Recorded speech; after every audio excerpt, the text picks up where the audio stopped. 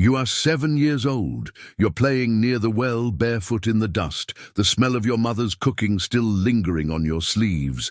Laughter spills from your lips, but it does not last. The men arrive before you understand what's happening. They don't knock, they don't speak, they count. You were never meant to grow old in this village. They are not raiders in the chaotic, barbaric sense. They are organized, efficient, calm. Their presence is quiet, surgical. They are here not for your land or livestock. They are here for you. Their ledgers already carry your name. You will never see your family again. This is not a tale of isolated cruelty. This is a policy, a system, a mechanism of power that governed millions across 3 continents. The Ottoman Empire, remembered for domes rising like prayers above Istanbul, for elegant calligraphy, for sultans cloaked in velvet and gold, was also built on something darker. Beneath the marble floors and beneath the embroidered silks lay women, millions of women, counted, categorized, bought and sold. History remembers architecture. It forgets the screams. The records do not. What we know comes not from rumor or modern imagination, but from the Ottomans themselves, from meticulous administrative documents, from the ink-stained scrolls of diplomats who watched, disturbed but silent, from graves dug shallow, bones unearthed with shackles still clinging. Archaeological memory does not lie. It is easy to pretend these were aberrations, local injustices, accidents of war or culture, but the truth is colder, more precise. What happened to women and girls was not an accident of empire, it was a cornerstone. Let us begin with scale. By the 16th and 17th centuries, the very heart of the empire, Constantinople, relied on slave labor. So deeply that 1 in every household likely owned at least 1 female slave. Some owned many. This wasn't hidden in basements. This was normal, expected, documented. Imagine that. Every alley you walk down, every neighbor, every merchant, every minor noble, all surrounded by enslaved women, cooking, cleaning, bearing children, or silently serving behind closed doors. The city did not merely accept slavery. It lived and breathed by it. But not all slaves were equal, and in the Ottoman system that inequality was brutally visible. The vast majority were women, girls, some barely older than infants. And these women weren't simply used for labor. They were currency in a marketplace that measured value not by strength or skills, but by skin tone, age, and perceived sexual potential. From the mid-15th century to the early 20th, Istanbul operated the Avret Pazarı, the female slave bazaar. It was not tucked away or disguised. It stood open to the public, sanctioned by law and protected by guards. This market continued uninterrupted through the Renaissance, through the Enlightenment, through the rise of steamships and electric lights. When America fought its civil war, the slave market in Istanbul was still open. When London's factories filled with soot and Darwin wrote about evolution, the Ottoman Empire still classified women by racial value and sold them as concubines to men in power. The state didn't just permit this trade, it engineered it.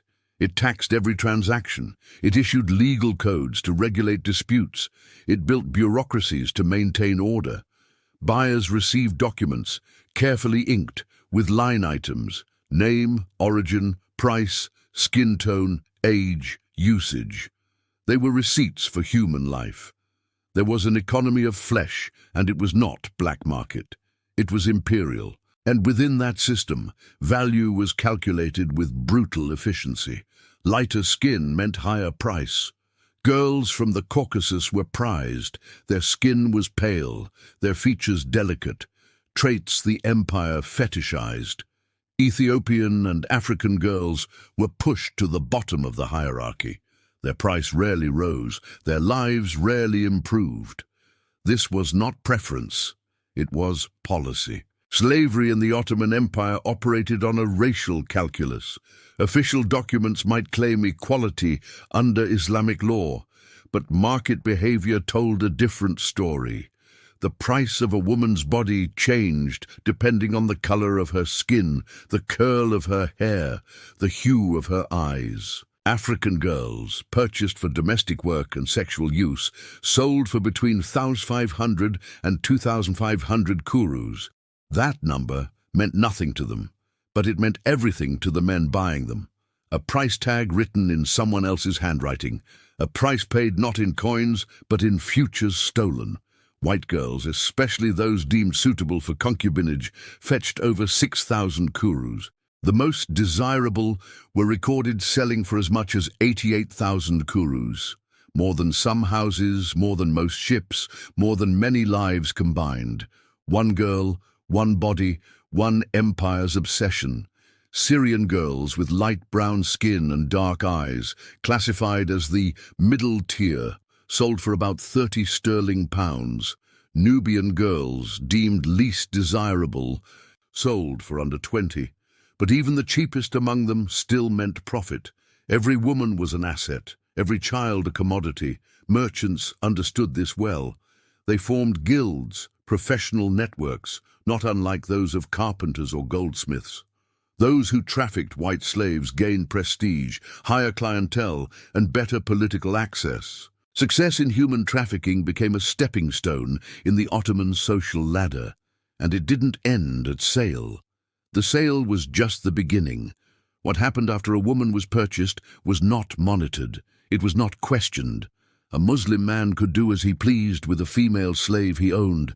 There was no law to protect her, no court to hear her voice, no hand to reach for when the doors closed. This was not abuse. It was procedure.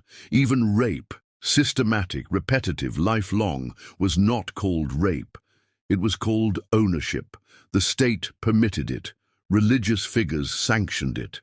And if a child was born from it, if the owner acknowledged the baby, that child was considered legitimate, incentive, not punishment, and this is only the beginning. They do not come for territory, they come for bodies. The Ottoman army was not just an instrument of conquest, it was a mechanism of acquisition, of land, yes, but also of lives. Women and girls were not merely collateral damage in war. They were the point. Their capture was strategic, calculated, and written into the very plans of expansion. The empire called it victory. The victims called it harvest. These women were not drawn in by chance. They were extracted, taken through state-sanctioned campaigns that reached across the Caucasus, Eastern and Southern Europe, the Western Mediterranean, Central Asia, and the Horn of Africa. These regions were not random. They were rich in what the empire sought, young, impressionable girls who could be broken, reshaped, and sold. But to call them regions is to soften the truth. These were homes, villages, sisters, mothers, daughters, turned into inventory, and always the pattern was the same. It began with fire, the villages surrounded before dawn, the men driven off or killed, the women cornered, and then the soldiers began their work, not of combat, but of submission. Sexual violence came first. It was not spontaneous or chaotic. It was methodical, a breaking in before the branding, a ritual of humiliation. George Francis, an eyewitness to the fall of Constantinople in 1453, described how even the sanctity of Hagia Sophia could not shield its worshippers. Men and women were dragged from prayer, violated inside the cathedral, their voices swallowed by stone domes and vaulted ceilings that had once echoed with psalms. No space was sacred. Monasteries were looted not for gold, but for the nuns. Ships waited at the harbors, their holds empty, ready to be filled. The women were led down in silence, some bleeding, some unconscious, and then the sails rose like white flags of surrender. They were on their way to market. Some women chose death instead. The records mention wells filled not with water, but with bodies, girls who leapt rather than be taken, mothers who slit their own throats, but most had no such chance. The soldiers moved too quickly, the chains closed too tight. On the roads that led east, travelers wrote of young female corpses left behind, stripped, broken, displayed like warnings what awaited any community that dared resist. But the trauma didn't end with capture. Once in Ottoman territory, each girl was assessed not as a person, but as a product. The bureaucracy was swift and precise. Skin color, height, facial structure, hair type, eye color, every detail catalogued. It wasn't arbitrary, it was economic. White girls from the Balkans and Circassian mountains were placed at the top. They were expensive, not just because of beauty standards, but because their bodies were expected to fulfill multiple purposes: sexual pleasure, domestic service, and reproduction. Syrian girls, darker of skin, but still within the empire's racial ideal, formed the second tier. Their prices reflected a middling desirability, good enough for concubinage, not prized enough for the elite. At the bottom were the African girls, Nubians, Ethiopians, and others from deep within the continent. Their roles were confined to labor and humiliation. They were often purchased for tasks that free women refused to do: cleaning latrines, caring for dying owners, or being displayed as exotic ornaments at court. Even within slavery, there was a caste system. The numbers tell the story in chilling clarity. A black girl, teenage and untrained, might sell for 2,000 kurus. One record shows a Circassian girl, barely 14, sold for 88,000 kurus. She was described as pale, obedient, and untouched.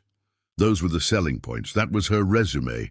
It didn't stop at the point of sale. The merchants who handled these girls did not operate in shadows. They were esteemed members of society. The ones dealing in white slaves joined elite guilds. They were given better market stalls. They wore finer clothes. They dined with nobles. They were respected for their success. Success built on the suffering of others. The market itself reflected this hierarchy. Separate areas were often designated for different races.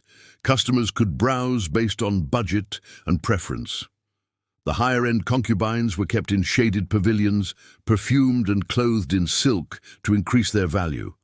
Others, particularly African girls, were displayed naked, examined with clinical detachment. Teeth were checked for age, breasts for fertility, hips for childbirth. They were asked to walk, to speak, to perform menial tasks, tests to confirm obedience.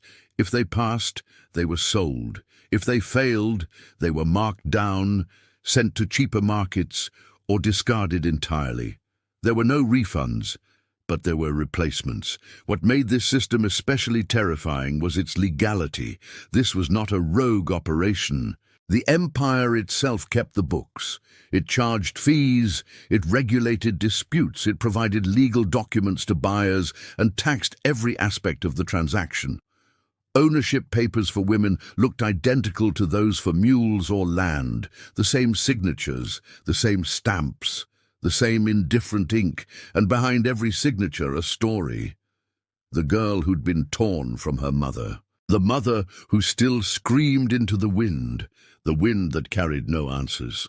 After the sale, after the ink dried, after the coins exchanged hands, your name ceased to exist. You are not who you were. You are now an object, a line in someone's household inventory. You sleep on the floor, if you are allowed sleep at all. You learn not to flinch when footsteps approach. You learn not to speak unless spoken to. You learn that your silence is now your survival. Because the law will not protect you. It was never written for you. In the Ottoman legal framework, the rights of enslaved women did not exist. Not in court, not in scripture, not in the minds of men who governed the empire. A Muslim man was permitted, explicitly and without ambiguity, to engage in sexual acts with any female slave he owned. No consent required, no punishment possible. This wasn't abuse, it was legality. The distinction was chilling. If the woman was owned by his wife, however, then he could not touch her. Not because the enslaved woman had rights, but because she was someone else's property. The system wasn't built on morality, it was built on ownership. This is how the law operated. Women were sexual property. Their fate determined by the signatures on their purchase contracts. They were born human, but entered the empire's legal system as items. And if a child was born from these encounters? If the owner acknowledged the child, just a word, a gesture, it became legitimate. A son of a slave became a son of the master. A daughter could be trained, sold, used. The system incentivized sexual exploitation by turning children into extensions of lineage and labor. This created a perverse logic. The more slaves a man raped, the more legitimate offspring he might acquire. Children born of violence became social capital. For the women, there was no escape. They could be sold again, rented, traded, even gifted as political favors. Some owners placed their female slaves in brothels, using them to earn back their purchase price. Others paraded them naked through private parties, offering them up for temporary use by guests and dignitaries. And all of it was sanctioned, written into contracts, protected by religious doctrine. Fatwas were issued, religious rulings, stating that under certain conditions, a master could even kill his female slave without sin. It would not harm his standing in the afterlife. The act would be weighed lightly, if at all. These rulings weren't obscure theology. They were practical guidelines for an empire that had industrialized ownership. No remorse, no resistance, just routine. One of the most chilling chapters came with the Circassians. In the mid-19th century, when Russia expelled the Circassians from their homeland, thousands of women sought refuge with the Ottomans. They arrived believing they would find sanctuary. Instead, they found markets. The influx created a surplus, and the prices dropped like any commodity in oversupply. British observers in Constantinople noted how white flesh had never been cheaper. Girls who once sold for 100 sterling were now going for 5. The trade responded with brutal speed, flooding the bazaars with desperate, hollow-eyed women who had fled one empire only to be devoured by another. They were not victims of misfortune. They were caught in a profit cycle. Refugee turned commodity. Despair turned into economic opportunity. This was not a hidden system. It was the empire's reflection of itself, a machine designed for the systematic destruction of dignity, a machine powered by clerks, merchants, generals, and theologians. Its gears oiled with silence, its records written in flesh. The horror was not only in what was done, but in how ordinary it became. Within elite Ottoman households, a girl might begin as a maid, silently refilling lamps and scrubbing marble floors. But one command from the master, and her duties shifted. Now she was expected to entertain, to serve wine, to dance, to undress. And no one asked her name. She might become pregnant. She might die from infection. She might be discarded if she resisted, or simply replaced by someone younger, more docile, more fertile. There was no avenue for complaint, no punishment for the owner, no protection for the slave. This legal vacuum extended into the empire's most sacred institutions. In religious schools, young boys were taught the rules of purity, of charity, of divine justice, but they were also taught the rights of a man over his property, and that property included women. The idea of consent was never written into religious law. Not for slaves. Their silence was assumed, their suffering irrelevant. Religious scholars wrote long treatises arguing that the sexual use of enslaved infidel women was not only permissible, it was spiritually beneficial. Their capture served as a warning to the enemies of Islam. Their submission was framed as divine will. In this distorted morality, rape became righteousness. Slavery became salvation. Spiritual leaders blessed slave markets, walked through the stalls with the same serenity they brought to Friday prayer. They did not see women. They saw obedience. They saw order. They saw profit blessed by God. And so, the cycle deepened. A girl might be born in the Balkans, sold in Istanbul, trained in erotic arts in the harem, used by a nobleman, and cast aside before her 30th birthday. Her entire life compressed into a span of transactions. Her value reduced to how many buyers she pleased. And when she was discarded, perhaps due to age, illness, or pregnancy, there were only a few paths left: a brothel, the streets, or the grave. The empire had no system for rehabilitation, no homes for former slaves, no pensions, no apologies. They were disposable, their memory erasable. But the scars lived on, in the stories whispered between survivors, in the children who never knew their mothers, in the letters written by horrified diplomats who could not intervene. The paper trail is endless. Ottoman archives hold scrolls and ledgers filled with entries like female, light-skinned, sings well, good hips, compliant. Each line a human soul, each ink stroke a betrayal. The gates are tall, ornate, inlaid with mother of pearl and guarded by silence. You pass beneath them not as a guest, but as property. The imperial harem of the Ottoman Empire welcomes you not with celebration, but with erasure. Your old name is taken, your language forbidden, your identity dissolved like ink in water. You are now part of a system built to serve desire. To the outside world, the harem is a fantasy, a place of luxury, silken robes, gentle fountains, and women lounging on velvet divans. That image is a lie, a deliberate lie. In truth, it is a prison, a well-decorated cage. Behind the embroidered curtains and mosaic walls are lives stripped of agency, stacked like furniture, maintained like inventory. The imperial harem alone housed anywhere from 100 to over 1,000 women during its peak in the 16th and 17th centuries. But the majority of them would never lay eyes on the Sultan. They would never leave the palace. They would never be free again. You are one of them. The moment you enter, the transformation begins. You are given a new name, often Arabic or Persian, chosen for its pleasing sound, not for meaning. You are no longer Maria or Anya. You are Gulbahar or Layli, a flower, a jewel, a sound that rolls easily off the tongue of power. Your old religion is stripped.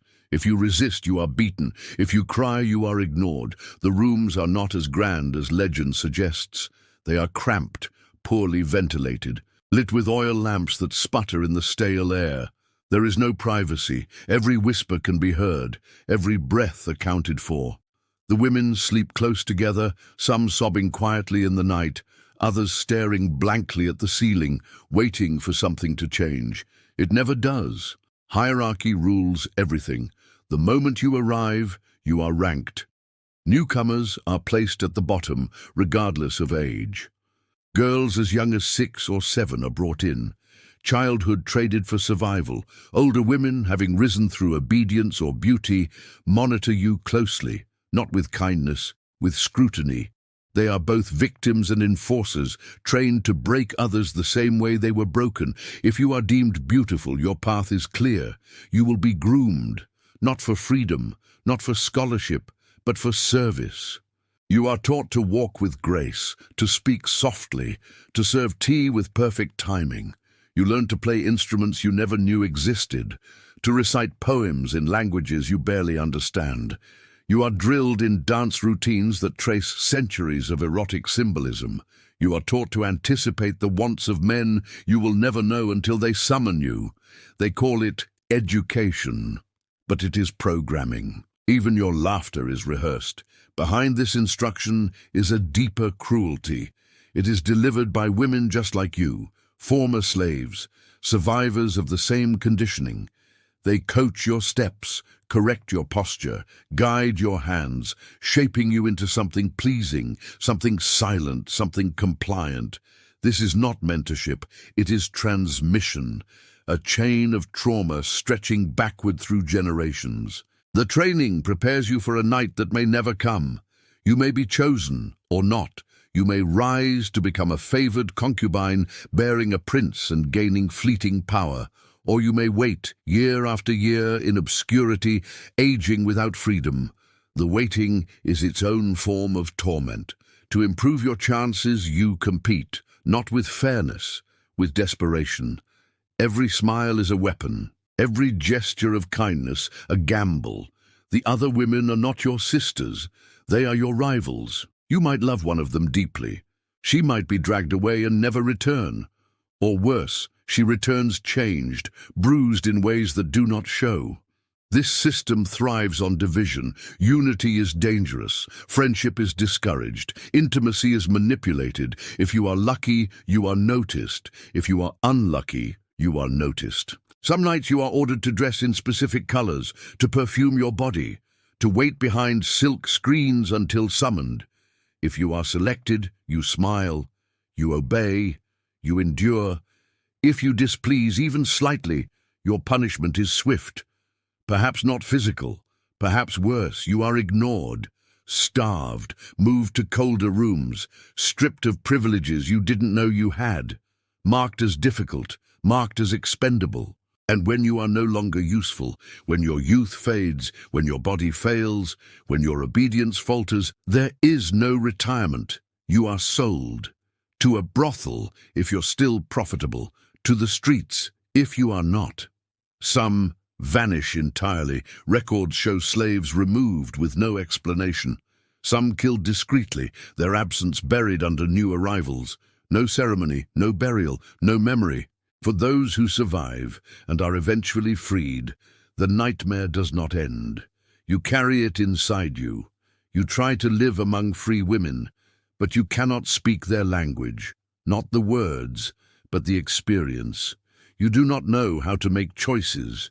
You mistrust every kindness. You flinch at every raised voice. You do not know how to sleep without fear.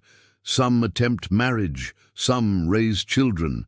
But the scars remain. You were taught to serve, not to live, and no one taught you how to stop. The psychological toll is vast. What we now call trauma disorder, disassociation, chronic anxiety, these were your daily reality. You wake from nightmares into a waking one. You feel ghost hands on your skin. You mistake footsteps in the hallway for danger. You were not freed. You were released. Even the empire's legal system betrayed this imbalance. A free Muslim woman had legal recourse if assaulted. She could appeal to a judge. She could seek redress. You had none of that. If your owner beat you, there was no consequence. If he raped you, it was his right. If he killed you, the religious scholars had already ruled that God would understand. This dual system, protecting some women while abandoning others, was no accident. It was a feature, a design. It reminded the free what they could lose, and reminded the enslaved what they could never gain. And within that cold structure, women became the instruments of their own oppression. Older concubines upheld the hierarchy. Mothers raised daughters into submission. Generations passed not through freedom, but through repetition. And the walls of the harem, polished and perfumed, bore silent witness. You kneel beside the brazier, smoke curling in your hair, reciting verses taught not by your mother, but by your captor.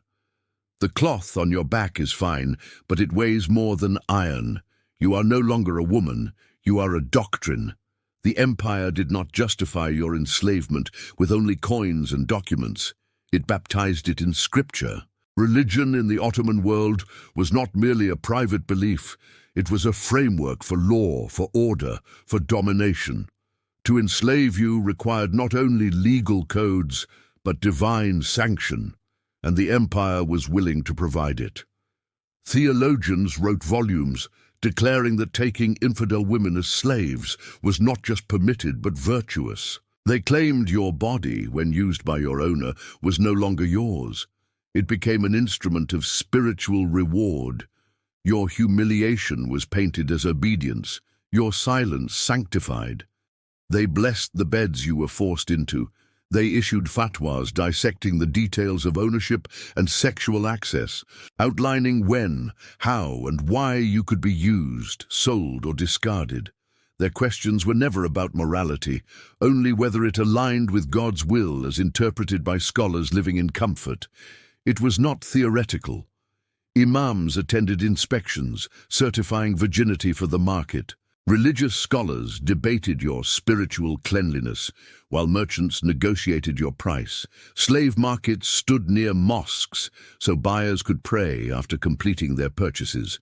What you endured was not labeled a sin. It was elevated as a ceremony. In this twisted moral universe, rape became piety, subjugation became purity, and resistance became blasphemy. But the horror did not end there. The trade was industrial, global, managed like a corporation. Ottoman merchants maintained meticulous catalogues describing women by age, skin color, breast size, hip width, language fluency, musical ability, and fertility. Virginity certificates were issued. Fertile women fetched higher prices. Those who disobeyed were marked as troublesome. Singing, dancing, or even crying in a way that stirred sympathy could temporarily spare you from the lowest stalls. Buyers were offered warranties, trial periods. You could be returned like a cracked vase if you failed to please. Caravans wound through deserts, ships cut across the Black Sea and the Mediterranean, their holds packed with women, human cargo stacked in darkness, chained, silenced by thirst and fear. Ports like Alexandria, Tripoli, Algiers, and Istanbul became hubs where officials taxed, measured, and forwarded you with bureaucratic efficiency. Military campaigns were not only battles, they were harvests. Commanders calculated yields of women the way they tallied grain. Attacks were timed during planting season, when villages were weakest, fathers absent, and daughters unprotected. Records from the 18th century reveal staggering numbers. Crimean Tatars, vassals of the empire, specialized in human collection, calling it the harvest. Raids were carefully choreographed. Villages were encircled at dawn, women dragged from homes, men killed or chained separately. On the spot, women were sorted by age, skin tone, and obedience. Then came the marches. Long coffles of women bound together, forced to walk hundreds of miles. Feet bled, skin burned, newborns abandoned or killed. No funerals, only silence. By the time you reached the markets, your identity had been stripped. Name, language, family, all erased. Buyers walked rows of naked women, poking, prodding, examining teeth, breasts, thighs. Virginity tests were done publicly, often brutally. Tax officials stood nearby, recording transactions, collecting fees, and issuing ownership papers that placed you alongside livestock. Once purchased, your fate was sealed. You could be displayed in silks or chained in a cellar, but in both cases you existed only as someone else's property. And through it all, the empire profited. Roads were built with your taxes, soldiers paid with your suffering, palaces maintained with the currency of your violation. You were not a footnote in history. You were the foundation. You wake before the sun rises, not because anyone calls you, but because your body no longer knows peace. Even in sleep, you brace for footsteps, for commands, for pain. And you are not alone. Across the empire, countless women like you stir in the shadows of wealth and power, invisible to history yet essential to its machinery. The system grinds on, oiled by tears, driven by desperation. Among its most infamous cogs were the Crimean Tatars, who perfected what they called the harvest season, a ritualized cycle as routine as planting or tax collection. It was predictable, organized, and profitable. They launched raids deep into Polish, Russian, and Ukrainian lands, not at random, but at moments of weakness, spring, when fields demanded labor and men were gone. Villages were left with the elderly, the young, and the women, exactly the way the raiders wanted it.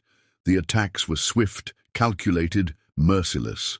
At dawn they encircled villages, set houses ablaze, slaughtered men, and dragged women into the open.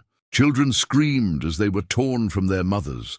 Bodies were sorted like grain, young, fertile, and profitable to one side, the rest marked for labor or worse.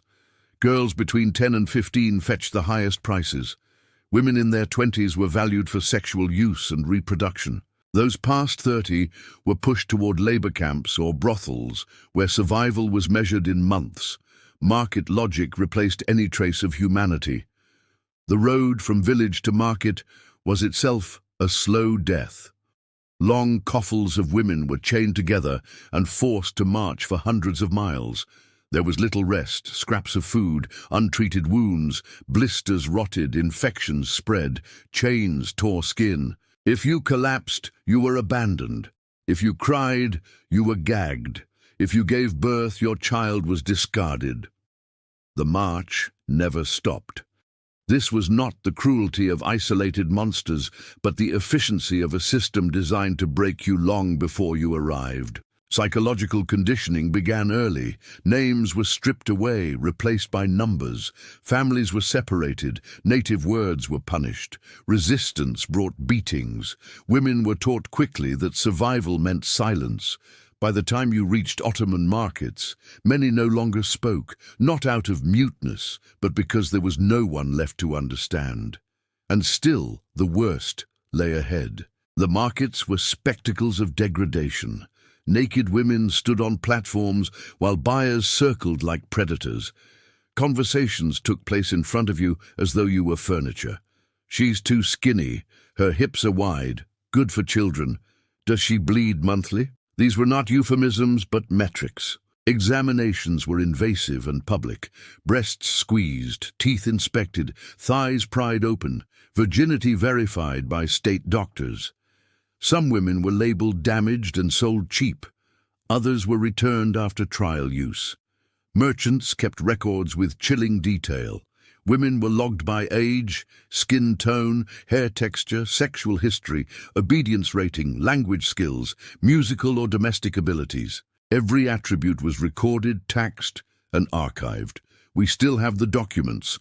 After the sale, a certificate of ownership was issued like a property deed, listing your price, your origin, your new master, and your intended use.